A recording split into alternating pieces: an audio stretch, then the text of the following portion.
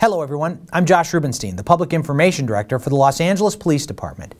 This critical incident community briefing is intended to provide you with information about an officer-involved shooting that occurred in Southwest Division in the city of Los Angeles on July 29, 2018. You're about to see relevant video footage, hear audio recordings and radio transmissions, and learn of other evidence and police procedures so you can have a better understanding of what occurred based on what we know. The LAPD conducts very thorough use of force investigations that typically require investigators to interview multiple witnesses, view numerous hours of video footage, and analyze a significant amount of forensic evidence. We're at the very early stages of this investigation, which can often take up to a year to complete, and our understanding of the incident may change as this additional evidence is collected, analyzed, and reviewed. We also do not draw any conclusions about whether the officers acted consistent with our policies and the law until the facts are known and the investigation is complete. A word of caution. The images and information you're about to see may be disturbing. When a police officer uses force to arrest a suspect or defend against an attack, it can be graphic and difficult to watch. In addition, there may be strong language used by those shown in the video. Viewer discretion is advised, especially for young children and sensitive viewers. Hello, I'm Commander Alan Hamilton of the Force Investigation Group of the Los Angeles Police Department. I'm going to give you a brief overview of an incident that began on July 29, 2018 at around 10:03 p.m. Southwest officers were at the scene of a radio call, standing outside of their marked black and white police vehicle on 29th Street near Normandy Avenue, when a suspect discharged rounds from a moving vehicle and drove in the direction of the officers, resulting in an officer-involved shooting. You will see body-worn video of one of the involved officers. These are cameras that are assigned to nearly every officer working field duties. They're worn at chest level and provide a perspective from that angle. If you drop me off tomorrow, I will be so okay with that. But the thing is that the baby is crying.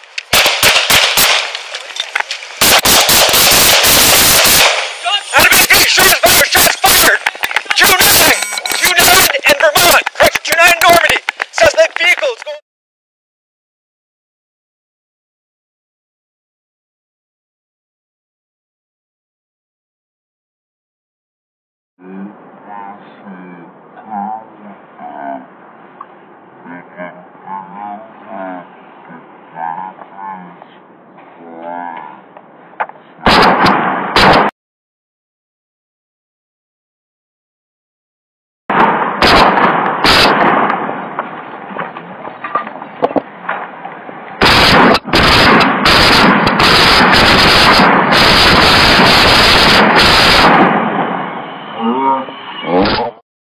The officer was interviewing two community members when the vehicle that the suspect was riding in slowed down prior to turning the corner.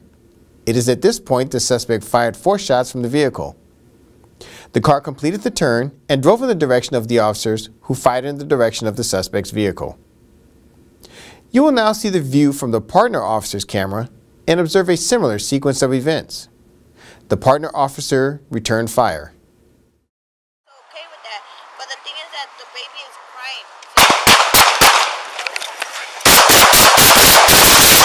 Shots! 318 shots fired! Neither the officers nor the community members they were interviewing were injured.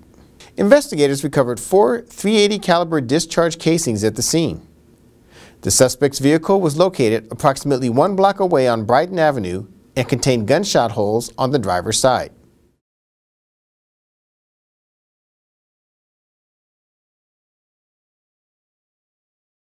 The vehicle belonging to the suspect's intended victim was located and contained gunshot holes. Approximately 10 minutes after the officer-involved shooting occurred, the registered owner of the vehicle involved in the shooting called 911 from several blocks away to report that she was the victim of a carjacking and had been kidnapped in her vehicle. 77 Department of Police. I think to somebody, they just stole my car. Okay, what is the address? I had no idea I was in Washington, and Normandy, they just stole my car. Okay, Washington and what, ma'am? Normandy. Normandy? Did you see the person inside your car? It was the young guy. He had tattoos on his face. You had what?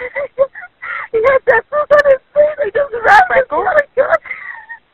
Okay, ma'am, I need you to take a deep breath for me, okay? Take a deep breath for me because I can't understand you. Are you on Washington and Normandy? Because I saw you near It was Jefferson. I was in the corner of. I was in the. Okay, take a deep breath. Okay, are you injured?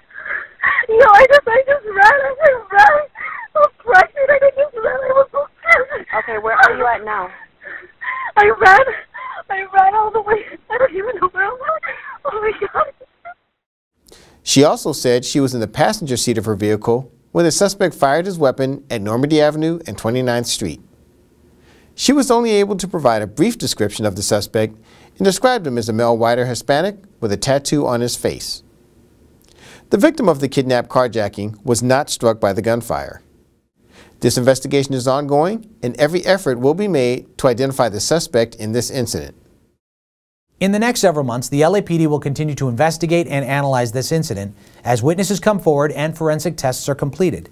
After the investigation is completed, the Chief of Police will forward his findings to the Civilian Board of Police Commissioners, who will evaluate the evidence to determine whether the officer's tactics and uses of force met the high standards expected of all LAPD officers. If you'd like more information on how the LAPD and the LA District Attorney's Office investigates all officer-involved shootings and other serious uses of force, visit lapdonline.org, where you can also find LAPD's use of force policies and procedures. Thank you for taking the time to view this critical incident community briefing.